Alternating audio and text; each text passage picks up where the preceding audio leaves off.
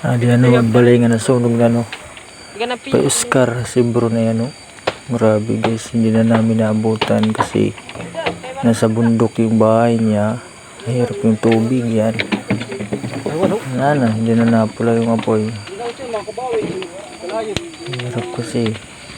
Yan no, grabe guys. Init. Hindi kami makalapit. Yan. Mahirap talaga. Samad ka. Wawa naman yung tao guys na sunugan ng bahay, ubos yung mga damit niya. Tsaka yung palay, sunog pa guys, pati yung dalawang manok. Yung mga damit niya ubos guys.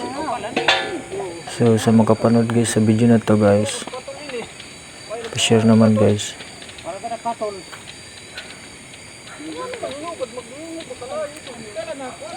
Tulungan natin to guys kasi ano, tupok yung bahay niya sa apoy ano, sa mga ano dyan, mabuting kalooban guys, tulungan niyo natin to. Yan o, grabe. Ano ko, Juan? Sunog. Yan o, mga gamit niya, yan lang natira guys. Kunti na lang. Manok o, yan o, dalawang manok, ayan. Sunog o. Mamatay. Abutan ng apoy sa loob. Wala na, hindi na namin naabutan. Pagdating namin, lakas na yung apoy, hindi na kami makalapit. Ayan.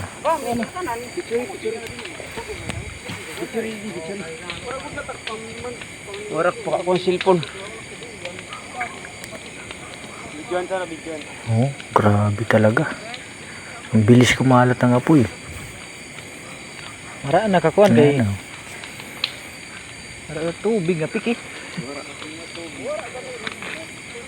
sana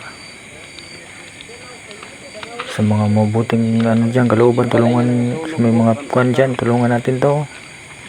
Wala, kawawa, wala na siyang bahay, ubos yung damit, yung bigas nasunog sa kapalay sa loob.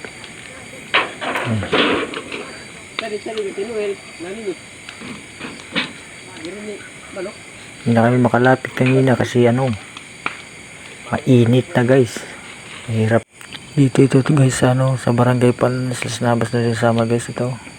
Sana tulungan natin to guys, ano, grabe, ubos talaga guys. So pasyon lang sa video na to guys, and sa mga ano, mag-share.